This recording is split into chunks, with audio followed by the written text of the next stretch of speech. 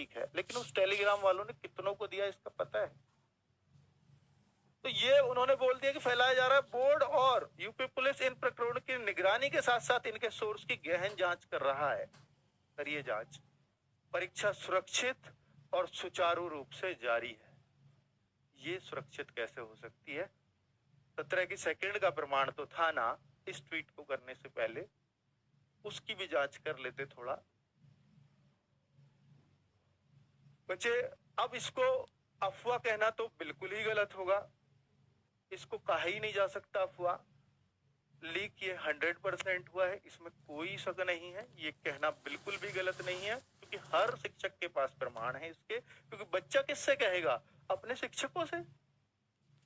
तो हमसे बोला है बच्चों ने, हर शिक्षक से बोला है, वो किसके पास रोएगा डायरेक्टली जाकर के? बच्चे, ये 100% लीक है। अब इस बातों का निष्कर्षों पे आते हैं हम लोग कि ये सारी जो बातें बताई हैं ये क्या है और कैसे हैं। किस शिफ्ट का पेपर आउट हुआ? किस शिफ्ट का पेपर आउट हुआ?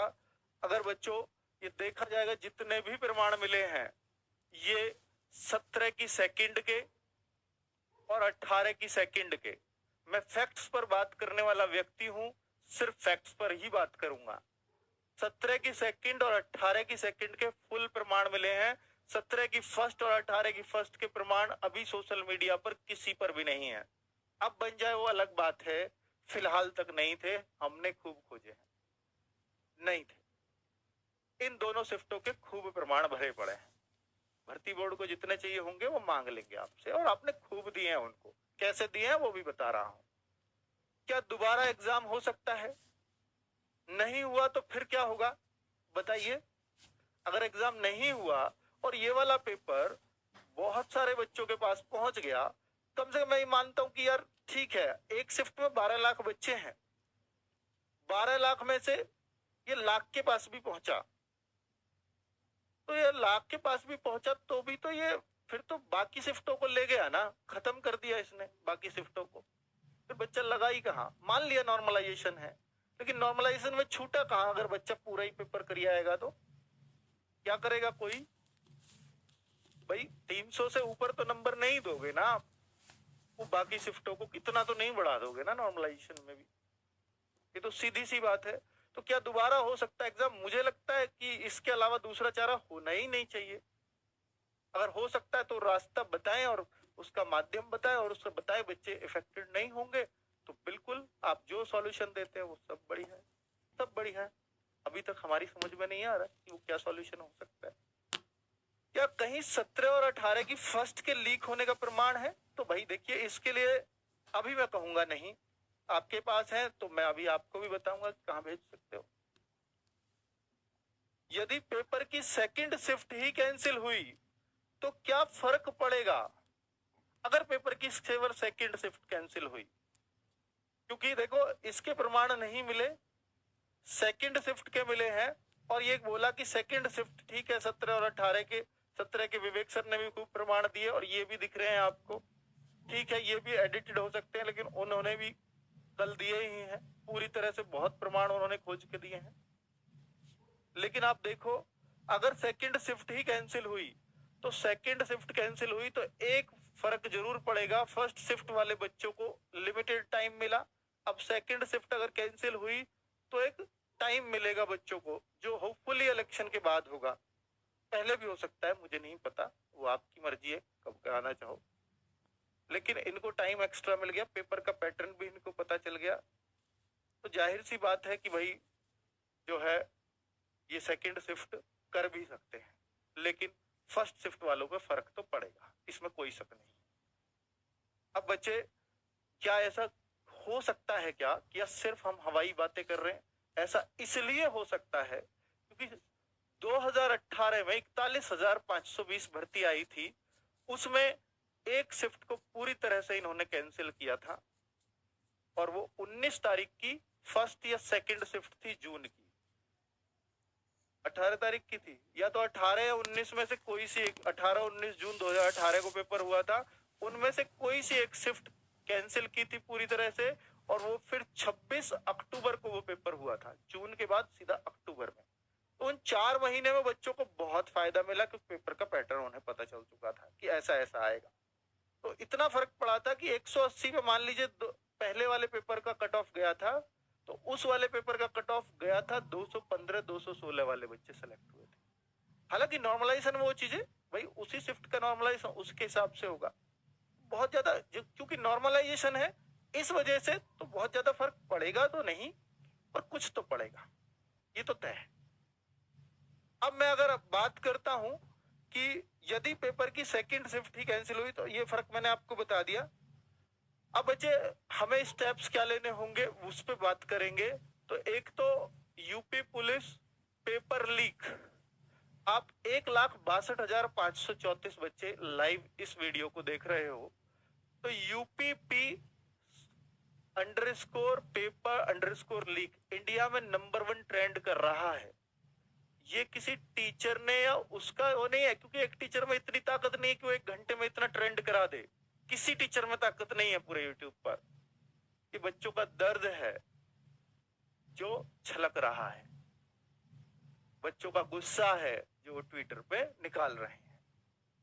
ये ट्रेंड एक दिन से काम नहीं चलेगा और एक दिन में कोई मीडिया वाला आपके ट्रेंड पर ध्यान नहीं देता। ट्रेंड पर ध्यान देंगे, हर मीडिया वाला ध्यान देगा। आप लगातार 3 दिन ट्रेंडिंग में तो रखो, इंडिया में नंबर 1 लगातार 3 दिन रख के तो दिखाओ। अपना गुस्सा निकालना है तो निकाल के तो दिखाओ। आपके किसी भी फिजिकल प्रोटेस्ट से ज्यादा अगर कोई ताकत है तो वो यहाँ आपको दिख जाएगी। और केवल यही नहीं करना, सारे टीचर्स हमारे इस 18 तारीख के सेकंड शिफ्ट का सॉल्यूशन कराने के लिए बैठे थे कि आएगी, आंसर की बनाएंगे, बच्चों को दिखाएंगे कि उनके कितने सही है। मन ही नहीं किया, सारे टीचर अभी भी यहाँ हैं, मन ही नहीं किया। किस मन से बनाए पेपर को, इसकी आंसर की कैसे बनाए? बच्चों के पास पहले से ही आंसर्स है, हमारे आंसर्स की जरूरत ही कहाँ है उन्हें? वो लीक वाले पेपर को देखेंगे, मिलाएंगे, सही है जी। और भाई फिर तो सही है तो सीधी सी बात है कि फिर कहाँ 110 115 क्वेश्चन काम आने हैं बच्चों को? सीधी सी बात है, 150 का पेपर है, 150 का लीक हो रहा है, 140 145 से नीचे कौन बच्चा उम्मीद करेगा? वो तो फिर उनमें ही लड़ाई है जिनको पता है, जिनको कम याद आए हैं और जिनको ज्यादा याद आए पेपर में लीक हुए में से, उनके बीच ही लड़ाई रहेगी और किसी की तो लड़ाई है ही नहीं। बाकी तो लड़ाई से बाहर हो गए मेहनती बच्चे। तो बच्चे एक तो ये, दूसरा अब आप क्या कर सकते हैं उस पर थोड़ा विचार कर लें। और मैं फिर अपने टीचर्स को भी माइक दूंगा 2-2 मिनट के लिए। नवीन सर भी अपनी बात रखें, संदीप सर भी अपनी बात रखें, क्योंकि दर्द सबके अंदर है बच्चों। बहुत मेहनत किया था इन लोगों ने आपके लिए, बहुत, जितना शायद ही कोई कर पाए। और मैं यही कह रहा हूँ कि हमारे टीचर ने क्यों, हर टीचर ने की है यूट्यूब पे मेहनत। हर टीचर का पढ़ाया हुआ है, जब एक का पढ़ाया हुआ था तो सबका आता है, ये बताने की जरूरत नहीं है फिर किसका आया है किसका नहीं। तो बच्चे ये भी आप अपनी बात रखेंगे आपसे। और ट्विटर को एक्स बोलते हैं अब, तो भाई ये कल से इस पर लग जाना एक नए हैशटैग के साथ, क्योंकि सेम हैशटैग लगातार ट्रेंड में नहीं रहता। तो आज पेपर लीक वाले को ट्रेंड कराओ खूब जम के, और कल ये वाला ट्रेंड चला देना। अभी रवि सर ने भी आपको वीडियो में बताया होगा, टारगेट विद डालो। ये सारे टीचर, हम लोग कितनी सी कम्युनिटी है भाई टीचर्स की, सब एक ही तो है। सारे टीचर देखो, हर टीचर का दर्द दिखे। कोई है कोई खुश कि पेपर लीक हुआ है? आप कहो सर टीचर्स को फिर से व्यूज जाएंगे, अरे भाई व्यूज जाओ भाड़ में, पहले आपका भला है। हर टीचर बड़ा ही तब होता है जब आपके भला के वो सोचे। हो ही नहीं पाएगा अगर उसके मन में थोड़ा सा भी बल्कि बच्चों के प्रति छल है, तो कोई बड़ा नहीं हुआ आज तक, ना कोई कभी हो पाएगा। बड़ा सिर्फ इस वजह से होता है क्योंकि वो अंदर से साफ होता है आपके लिए। और री एग्जाम अगर हम कह रहे हैं तो सीधी सी बात है कि वो सबके लिए कह रहे हैं, चारों शिफ्टों के लिए कह रहे हैं।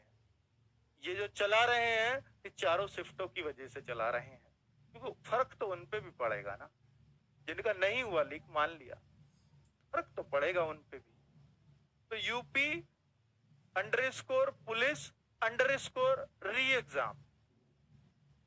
अगर इतने बड़े स्तर पे है तो फिर कहां पता है भाई, ये बड़े पे था तो सबके बीच आ गए पेपर, लेकिन जो छोटे स्तर पे हुए मान लो फर्स्ट शिफ्ट के, अब हमें क्या पता भाई वो नहीं आए सबके पास, हुए नहीं हुए, इसकी जांच आप करो। हमें नहीं मिले प्रमाण, प्रमाण ढूंढना हमारा काम थोड़ी है। और जब इन दोनों शिफ्टों के तो उनके प्रमाण भी आप खोजो, हम इस खुफिया एजेंसी थोड़ी है। तो वो आपका काम है। कल बेटा इसको हैशटैग को जितना हो सके इसको जो है ट्रेंड करा देना, परसों के लिए फिर कुछ और बता देंगे, 3 दिन लगातार ट्रेंड रख देना, ना बता पाए तो इसी को लगातार करते रहना। पर ये अगर आपके हाथ रुकते हैं, आप और कुछ कर नहीं सकते, तो भाई फिर कुछ हो नहीं सकता। क्योंकि देखिए टीचर सिर्फ गाइड कर सकता है, वरना टीचर के पास भी एक ही ट्वीट करेगा, आएगा वो 2 ट्वीट कर लेगा, आपकी तरह 100 ट्वीट कर देगा, कुछ होगा क्या हमारे करने से? आप ताकत हो हमारी तो ही कुछ हो पाता है, नहीं है तो किसी के पास कुछ नहीं है, आप नहीं हो तो। ये सीधी सी बात है। और मैं इसमें दूसरा जो पॉइंट है हमारा, ये इन सबको टैग करना @ डाल के मैंने सब लिख दिए हैं, और जितना हो सके मीडिया वाले चैनल्स को भी, वो भी आपकी आवाज उठा दें तभी ऊपर तक पहुंचती है, हम लोगों की आवाज तो बच्चों के बीच रह जाती है दब के, ठीक है, ये सच है। और यूपी गवर्नमेंट, जनप्रतिनिधि, ये जो है जितने भी आपके जनप्रतिनिधि हैं, चाहे कोई भी है, जो आपके विधायक हो, जिला में कोई हो, या हाँ पक्ष के हो विपक्ष के हो, कोई भी हो, आपको जिसको लगता है कि भाई ये मेरी बात सुनेंगे और ऊपर तक पहुंचाएंगे, तो आप बिल्कुल उन तक मुख्यमंत्री जी के नाम पे ज्ञापन दे सकते हो। सीधा सीधा लिख करके दीजिए ना, जो आपके मन में आ रहा है सब लिखिए ना। मैं यहाँ एक फॉर्मेट भी दे दूं तो क्या होगा उससे, मेरे शब्द होंगे वो। अपना दर्द आपको पता है, आपके पास सब कुछ है, कलम है आपके पास, लिख दो, जो मन करे लिख दो, ठीक है। आपकी जो अलग अलग तरीके से जो राइटिंग जाएगी ना, वो लगेगा एकदम कि हाँ बिल्कुल बच्चों की ही आवाज है। हाँ हैज बच्चों, इसमें शुरू में हैज लगा सकते हैं, हैज यूपी करके, तो हैशटैग आप जानते हैं, हैशटैग ही नाम है। और दूसरा देखिए, पहला काम ट्विटर, दूसरा जनप्रतिनिधि, तीसरा बेटा जनप्रतिनिधि थे वो जिनकी वजह से आपको एज में छूट मिली थी, इनको मत भूल जाना, बीच में भी शुक्रिया अदा करने को बोला था। बोर्ड को सीधे ईमेल, बोर्ड को सीधे अपनी बात रखने का अधिकार आपको है और आपको रखनी चाहिए। satarkta.puliceboard@gmail.com, संपर्क@uppb.gov.in, ये 2 मेल आईडी हैं जो सीधे, ये तो खुद ही बोर्ड ने बोली थी, कुछ भी सबूत है आपके पास ऐसी कुछ इलीगल घटनाओं की तो आप हमें इस पर मेल कीजिए। और ये आधिकारिक ट्वीट, ये खुद उन्होंने ईमेल दे रखा है ऑफिशियली, जब गूगल पे सर्च करते हो तो ये वाला आता है।